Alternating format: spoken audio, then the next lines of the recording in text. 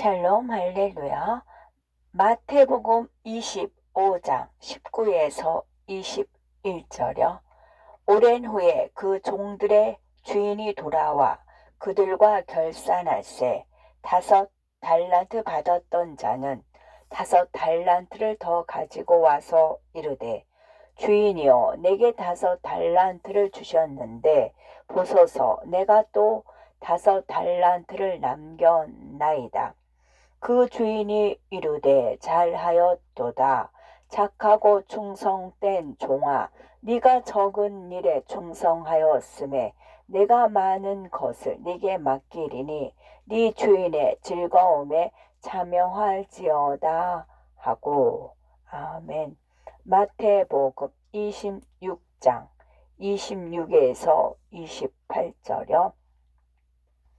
그들이 먹을 때에 예수께서 떡을 가지사 축복하시고 떼어 제자들에게 주시며 이르시되, 받아서 먹으라, 이것은 내 몸이니라 하시고, 또 잔을 가지사 감사 기도하시고 그들에게 주시며 이르시되, 너희가 다 이것을 마시라. 이것은 죄 사함을 얻게 하려고 많은 사람을 위하여 흘리는 바 나의 피 곧 언약의 피니라. 아멘. 하나님께서 만드신 자연의 섭리에 따라 계절이 바뀌는 것을 보면 참으로 신비롭고 아름다우며 변함없으신 하나님의 능력을 느낄 수가 있지요.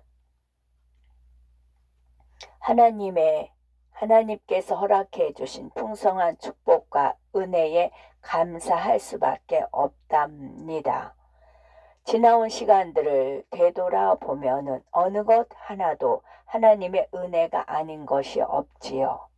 하나님께서는 빛 가운데 살고자 하는 우리들을 원수마귀 사단으로부터 지켜주셨고, 많은 사건, 사고와 질병 속에서 보호해 주셨습니다. 영적 믿음이 쑥쑥 자라게 하셨고, 생명의 말씀을 통해서 버리지 않았던 죄악들을 깨달아 변화될 수 있는 은혜를 주셨지요. 우리는 우리들의 죄가 지적되고 발견될 때 조금 순간은 이렇게 지칠 때도 있죠. 왜 내가 변화했는데 힘이 드는가, 아직도 이런 모습이 남아있는가 할 때 순간 우리는 민망하고 죄송한 마음을 갖게 됩니다. 그러나 다시 깨어나서 아니야, 이건 버릴 거야 라는 마음을 갖게 되는 것이지요. 그것은 우리의 영적 수준이 높다라는 것을 느낄 때 그럴 수가 있습니다. 이를 지적받을 때 감사하고, 이거 버릴 거야, 버릴 수 있어, 이거 버리면 아버지 하나님께서 원하시는 참 자녀, 더 좋은 천국을 침노할 수 있으니 죄가 발견될 때 기뻐하고 즐거워하는 우리는 영적 수준이 높으며 참으로 높은 거죠. 무언가를 죄를 지적받고 잘못된 것이 깨달아지면 사람이 힘들게 됩니다. 지적받는 걸 싫어하는 거지요. 그런데 반면에 내 안에 죄악을 발견하는 것을 기뻐하니 참으로 감사합니다. 그러나 깨닫는 것으로 다 버려진 것이 아닙니다. 깨닫는 것으로 다 버려진 것이 아닙니다. 발견한 것을 마음 중심에 새기고 온전한 열매로 변화되어 나오는 우리가 되어야 되는 것이지요. 영원히 잘 되는 만큼 범사에 축복해 주시고, 무엇보다 새 예루살렘에 대한 소망으로 더욱 충만한 우리가 되어야 되겠습니다. 우리는 막연히 천국의 아름다움을 알아서 행복한 것과 그 새 예루살렘에 들어가기 위한 마음의 할례, 또 그 마음의 할례를 이루어서 임하는 소망은 차원이 다른 것입니다. 그냥 막연하게 나 저기 가고 싶어 하는 것과 갈 수 있도록 준비되면서 임하는 확신이 더 큰 것이죠. 우리는 마음의 할례를 하고 변화되면 천국 소망이 더 크게 마음에 오는 것입니다. 이런 모든 은혜에 감사하는 마음을 늘 우리는 가져야 되겠지요.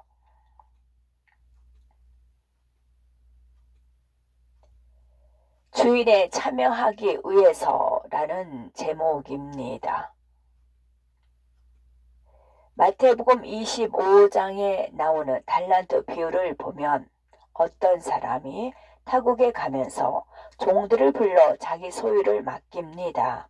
바로 주인이 자기의 소유를 종들에게 나눠주면서 그것을 장사하여 열매를 소득을 더 남기기를 부탁하지요.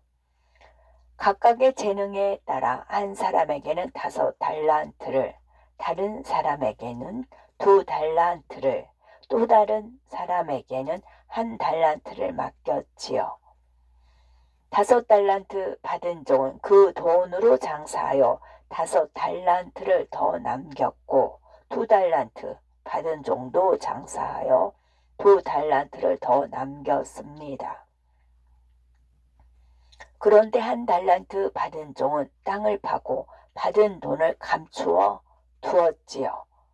오랜 후에 그 주인이 돌아와 종들과 셈할 때 5달란트 남긴 종과 2달란트 남긴 종에게 잘하였도다. 착하고 충성된 종아, 네가 작은 일에 충성하였음에 내가 많은 것으로 네게 맡기리니 네 주인의 즐거움에 참여할지어다 칭찬합니다. 이어서 땅에 묻은 1달란트를 가져온 종에게는 악하고 게으른 종아 책망하며 이 무익한 종을 바깥 어두운 데로 내쫓으라. 거기서 슬피 울며 이를 갈미 있으리라 책망하십니다. 그리고 그 1달란트를 빼앗아 10달란트 가진 종에게 주지요. 달란트 비유는 장차 주님께서 우리를 데리러 오실 때 각 사람에게 맡기신 사명을 얼마나 잘 감당하였는지 분명히 셈하신다는 비유이지요. 주님께서 맡겨주신 사명을 잘 감당하여 하나님의 나라에 충성한 사람은 칭찬을 받지만 사명을 맡은 후 열매를 내지 못한 사람은 심판이 있을 것을 말씀하고 있습니다. 그러면 열매를 내지 못하면 이렇게 책망을 받으니까 아예 사명이 없으면 좋겠다 하시겠습니까? 아니죠.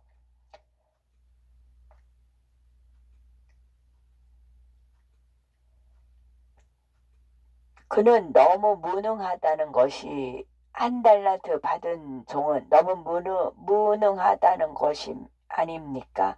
그러니 주인이 아예 그런 사람을 외면하실 수밖에 없습니다.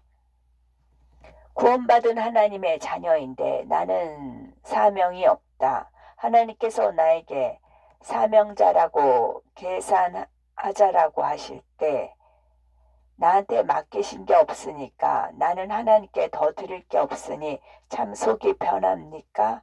마음이 편하십니까? 홀가분합니까? 아니죠. 그런 사람은 하나님을 사랑하는 마음조차 없으니 칭찬도 받지 못하지만 도리어 외면받을 수밖에 없는 것입니다.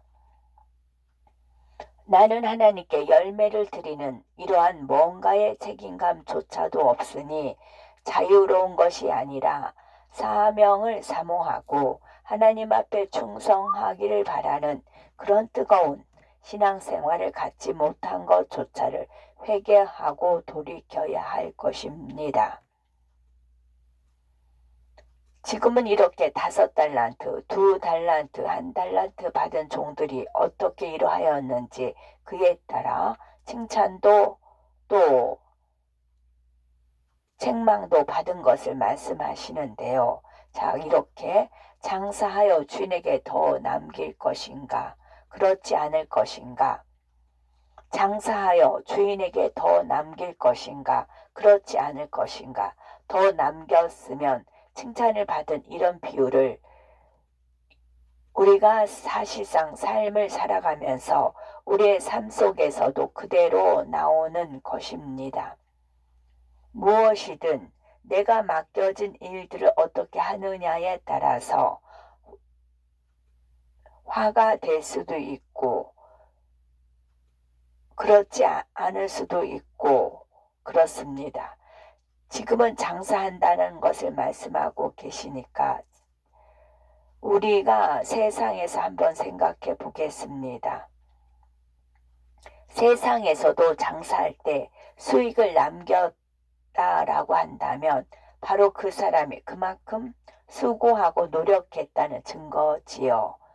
좋은 물건을 사오기 위해서 남들보다 먼저 일어났을 것이고 손님들에게 더 친절했고 늦은 시간까지 손님을 맞았을 것입니다.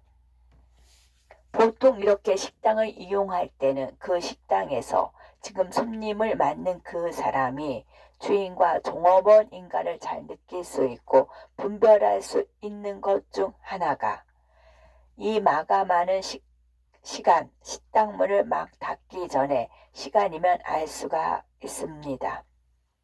보통 이제 마감 시간이 있지요. 뭐 이렇게 종료하는 시간이 있기 나름입니다마는 음식을 만들고 그리고 손님이 와서 식사를 하고 있는 시간 그리고 나가는 시간이 마감 시간이 되었어도 주인은 마감 시간이 된 다음에 정리를 하면 되니까 손님을 맞이합니다.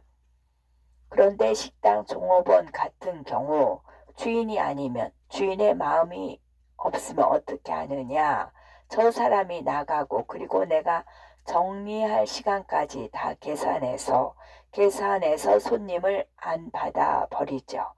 이것이 종업원과 주인의 차이인 것을 볼 수가 있습니다. 그러면 주인의 입장에서는 어떤 종업원을 원할까요?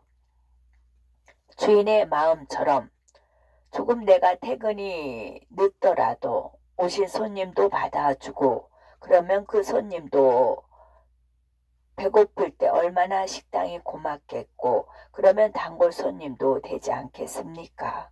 그런데 내 생각과 계산만 해서 지금 내가 정리할 시간이 장차 정리할 시간이 없으니까 지금 영업시간 끝납니다 라고 내보내는 이런 좋은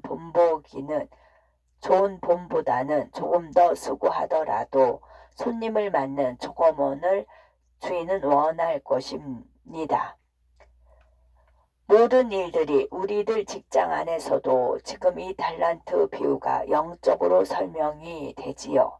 육으로도 내 성실함 또한 생각해 보시면 되겠지요.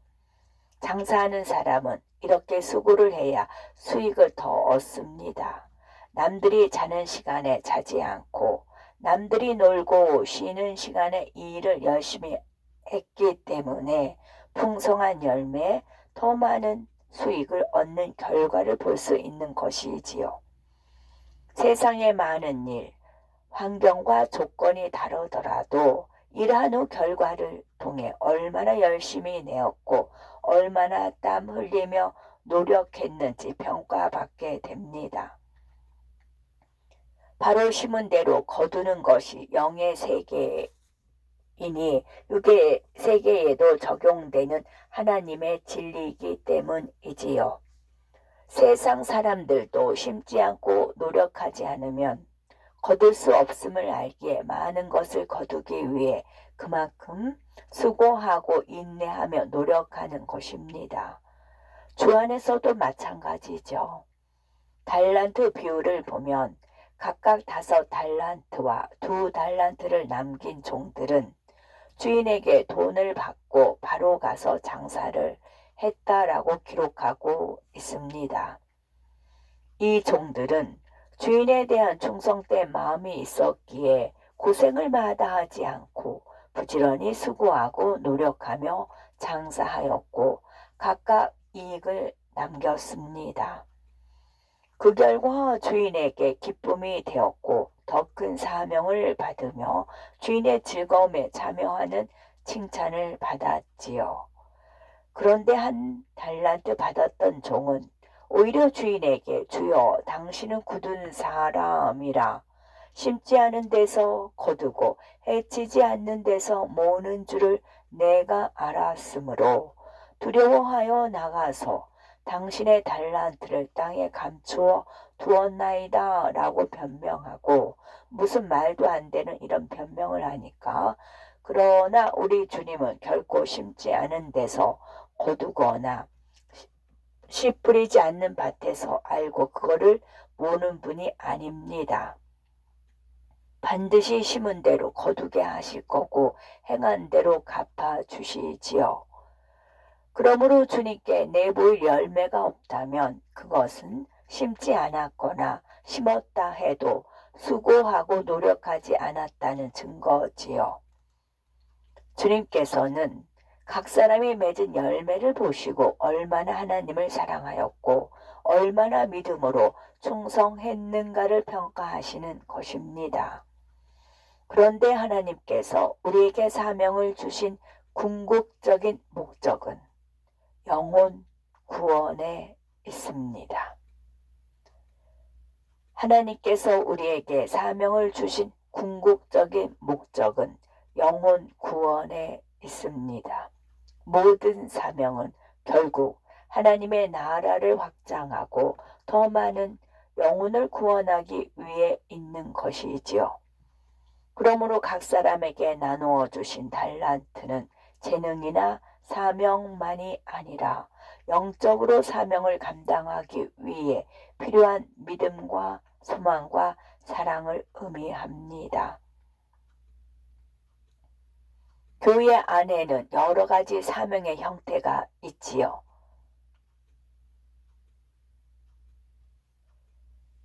앞장서는 분도 있고 부역장, 조장, 지역장, 기관장 이상의 여러 사명 감당이 있고 또 영적인 일에 또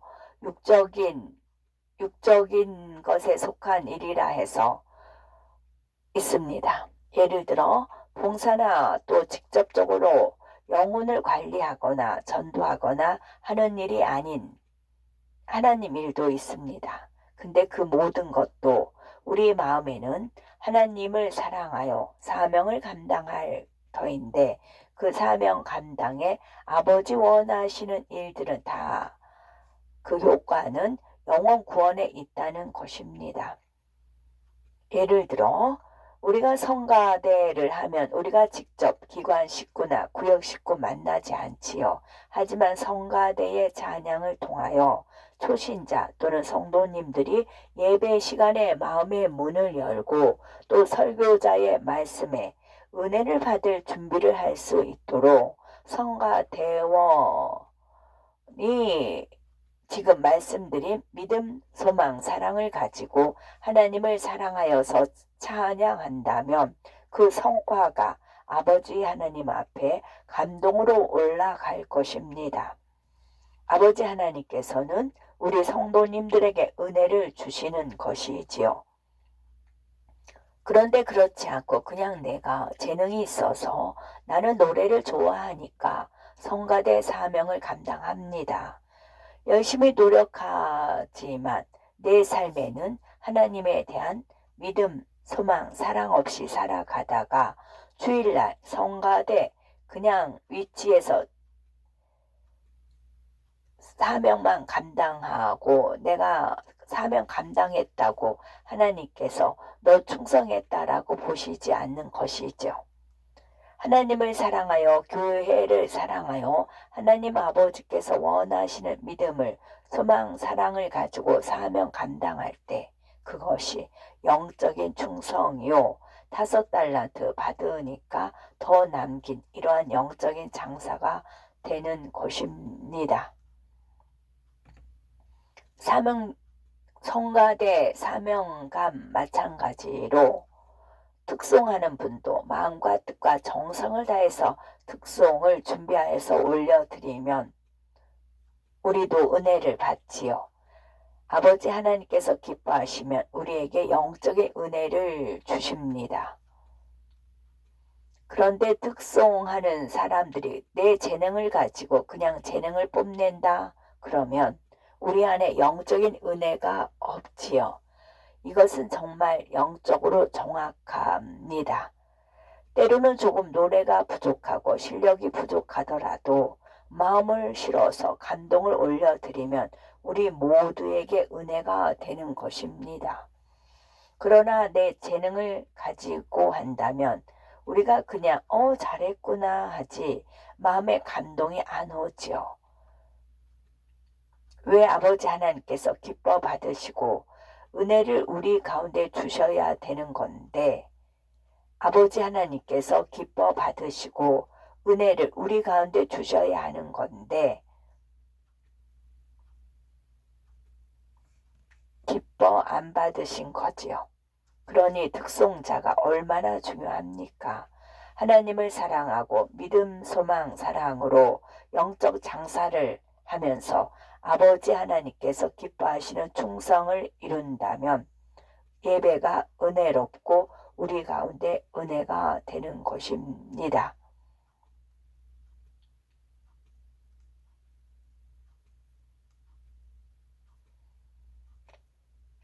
이렇게 충성을 하면 하나님 앞에 너는 잘했다 칭찬받지 못하는 1달란트 받으니가 거지요.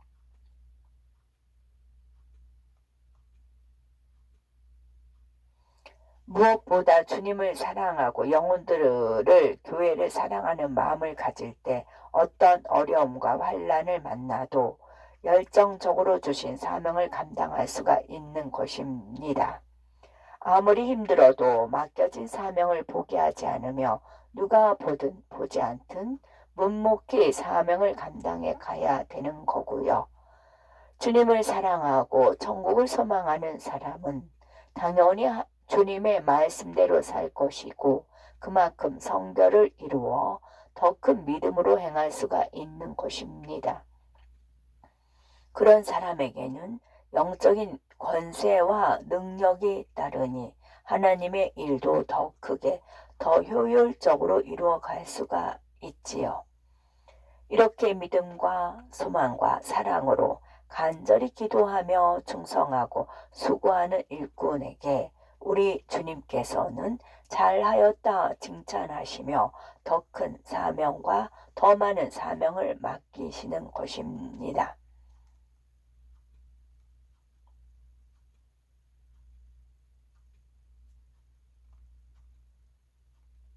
주님께서는 우리가 얼마나 많은 사명을 맡았는가를 보시는 것뿐만이 아니라 사명을 얼마나 잘 감당하여 실한 열매를 맺었는가 평가하시지요. 그러므로 사명이 크든 적든 또는 사명이 많든 적든 영적인 믿음을 가지고 천국 상급을 소망하며 주님과 영혼들을 향한 뜨거운 사랑으로 최선을 다해 사명을 감당해 열매 내어야 되겠습니다. 하지만 그러니까 많은 사명에 욕심을 내면 안 돼요. 내게 맡겨진 사명을 잘 감당하게 열매를 냈어요. 그러니까 아버지는 더 큰 사명을 주시는 거예요. 욕심을 내면 안 된다는 것이고요. 주님께서 달란트 비유를 통해서 우리가 한 가지 깨달아야 될 것이 있습니다. 그것은 주님께서 각 사람에게 믿음의 씨를 맡기셨다는 것입니다. 주님께서는 각 사람에게 하나님의 나라의 사명을 맡기셨을 뿐만 아니라 말씀의 씨앗을 각 사람의 심령에 심어 주셨습니다. 베드로전서 1장 23절에 너희가 거듭난 것은 썩어질 씨로 된 것이 아니요 썩지 아니할 씨로 된 것이니 하나님의 살아있고 항상 있는 말씀으로 되었느니라 하셨지요. 누구든지 예수 그리스도를 믿고 물과 성령으로 거듭나면 구원받고 하나님의 자녀가 됩니다. 성령으로 거듭난다는 것은 마음에 성령이 오셔서 죽은 영이 살아나는 것을 가르치지요.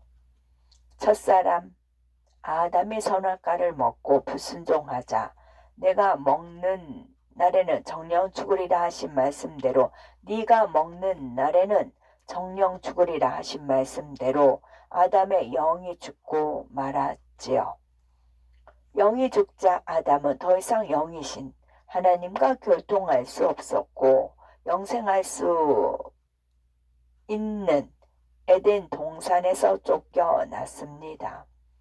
생명의 근원이신 하나님과 교통하지 못하게 된 아담과 그 후손은 죄와 어둠의 주관자 원수 마귀 사단의 권세 아래 놓였고 최후에는 사망 죄의 싹슨 사망이라는 영계의 법칙에 따라 영원한 사망에 처하게 되었습니다. 그러나 예수 그리스도의 십자가 사랑을 믿는 사람은 죄 사함 받고 마음의 성령을 선물로 받습니다. 마음에 오신 성령은 우리의 죽은 영을 살리시고 보혜사로서 우리가 죄를 버리고 성결하도록 우리의 연약함을 도우십니다. 또한 우리가 하나님의 말씀을 듣고 배우며 믿음으로 행하는 대로 우리의 영이 날마다 성장하도록 인도하여 주시지요.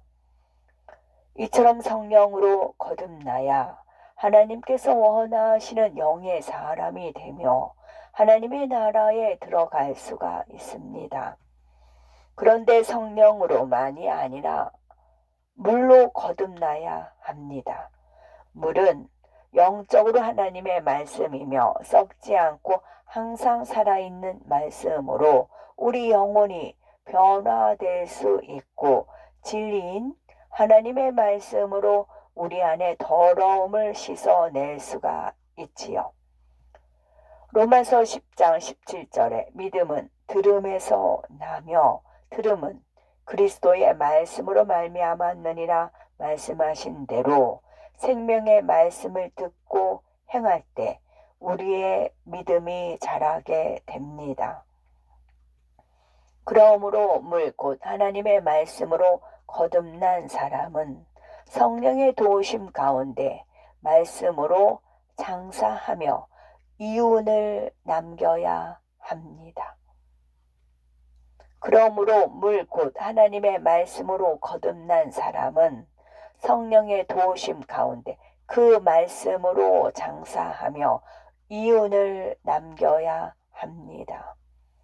각 사람이 주님께 사명을 받은 후 장사하여 이윤을 남겨야 하듯 말씀의 씨앗을 받은 사람은 그 씨앗을 마음밭에 심어서 싹을 내고 꽃을 피워 영의 열매를 맺어야 하는 거지요. 그냥 구원받은 것으로 끝나면 안 되고 영이 살아 온 영의 사람으로 나와야 되는 것입니다. 이것이 아버지 하나님께서 그렇게 오래 참으시며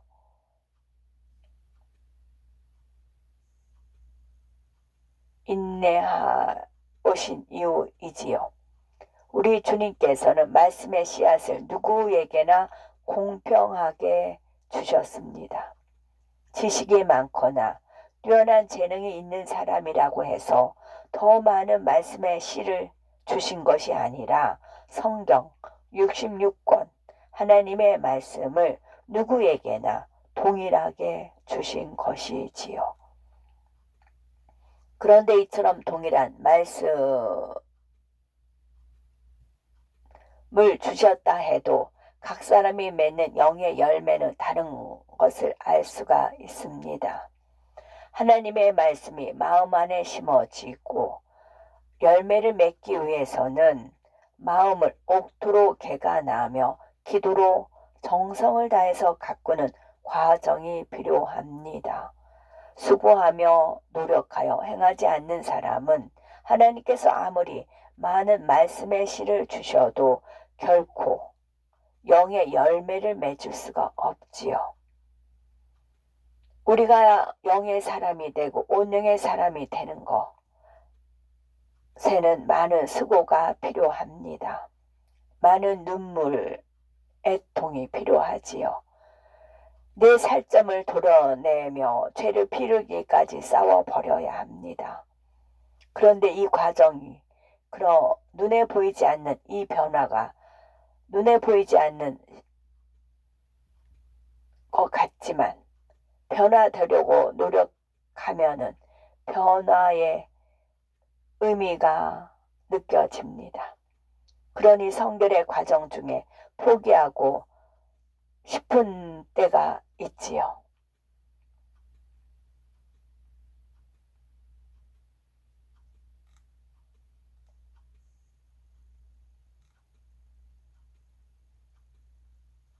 생명의 씨,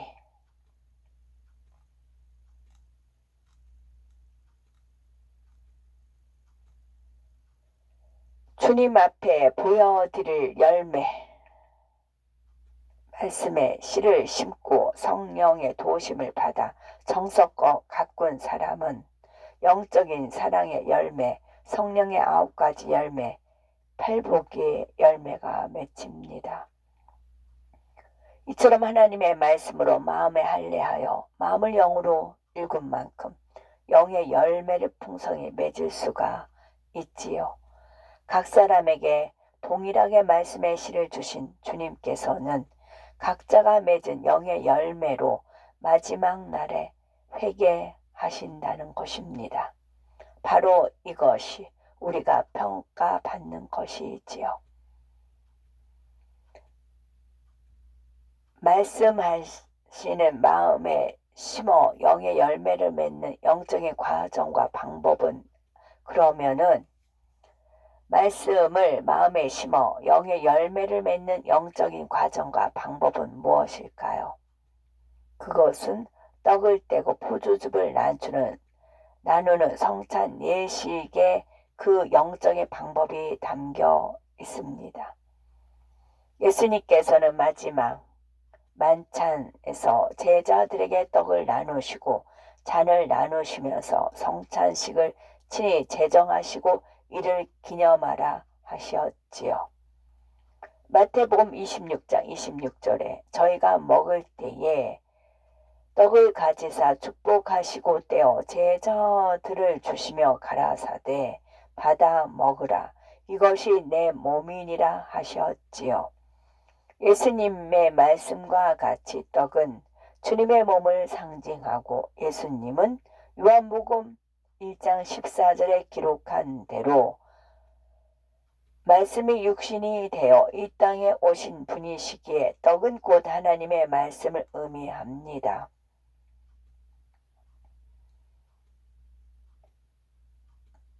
떡은 주님의 몸을 의미하고 영적인 의미는 하나님의 말씀인 거죠. 그러므로 성찬식에서 떡을 먹는 것은 예수님의 살을 먹는 것이요 성경 66권의 모든 말씀을 마음의 양식 삼는 것을 의미합니다.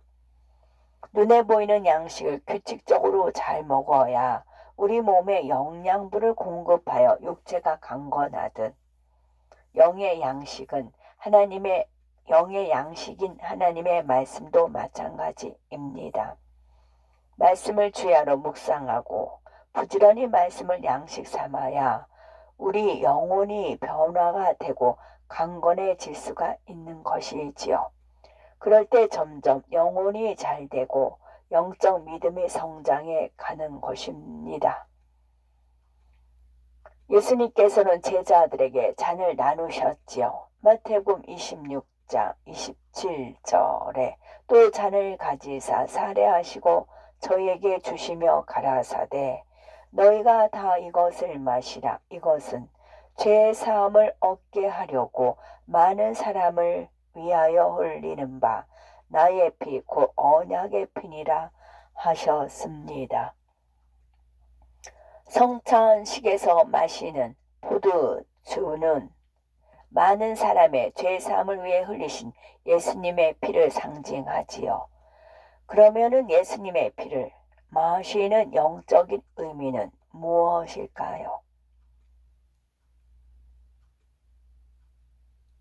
저가 빛 가운데 계신 것 같이 우리도 빛 가운데 행하면 우리가 서로 사귐이 있고 그 아들 예수의 피가 우리를 모든 죄에서 깨끗하게 하실 것이요 하신 대로 우리가 빛 가운데 행하는 것이 예수님의 피를 마시는 것이며 빛 가운데 행하는 것은 빛이신 하나님의 말씀을 행하는 것입니다. 우리가 듣고 배운 하나님의 말씀을 믿음으로 열심히 행할 때 우리의 피가 우리를 모든 죄에서 깨끗하게 하십니다. 이것이 바로 성찬식에서 마시는 포도즙이 담긴 영적 의미이며 예수님의 피를 마시는 영적 방법이지요. 예수님의 살을 먹을 뿐 아니라 예수님의 피를 마셔야 죄사함 받고 영으로 변화되어 영이신 하나님과 친밀한 사귐을 가질 수가 있는 겁니다. 나아가서는 하나님의 말씀을 영양분으로 계속 섭취하고 반대되는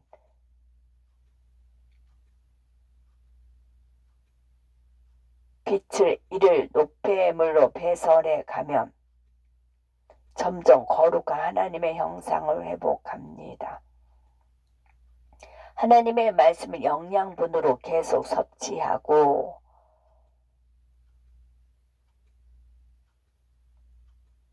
그런데 하나님의 말씀과 함께 반드시 불같은 기도가 있어야 합니다.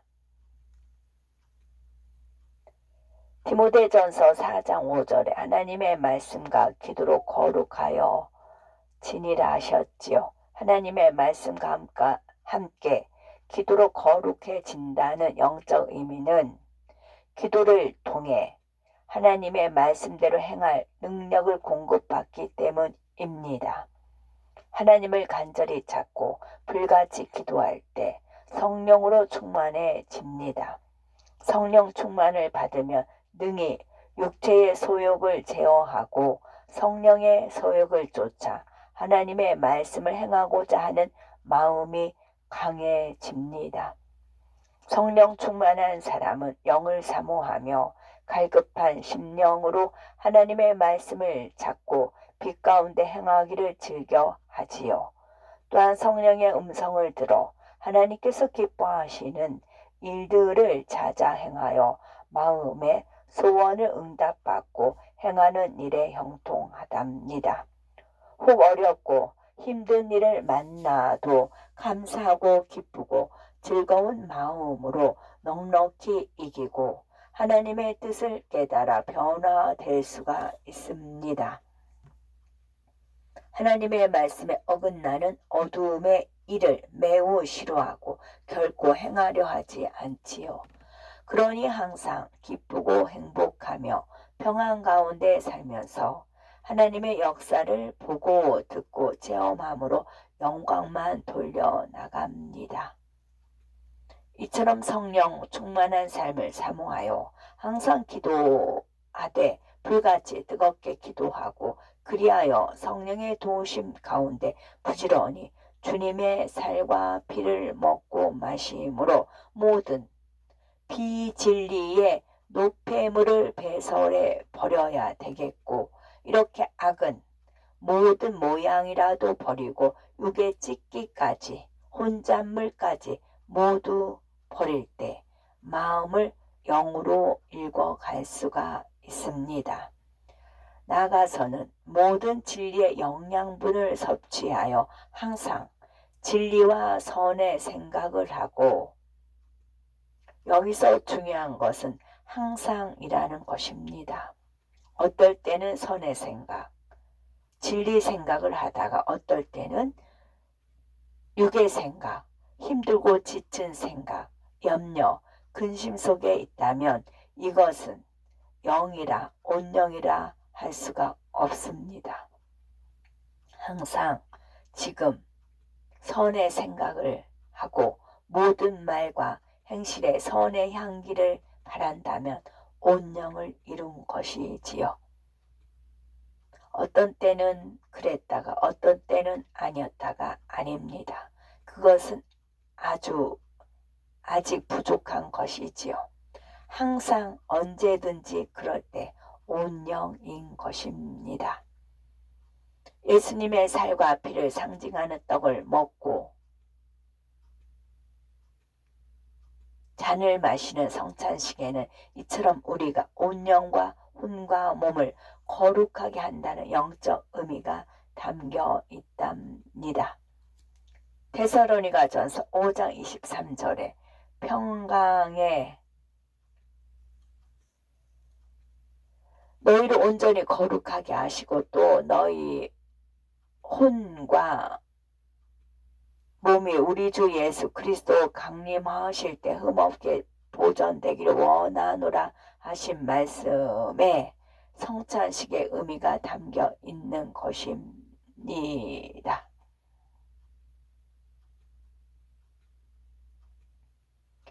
우리가 온영의 차원에 이르면 삶의 온전한 열매가 맺히고 온영과 혼과 몸을 거룩히 보존하여 아름다운 주님의 신부로 신랑 되시는 주님께서 다시 오실 때 그 품에 담대히 안길 수 있는 아름다운 신부로 당당히 주님께서 베푸신 잔치에 참여할 수 있는 우리가 되셔야 되겠습니다. 아멘.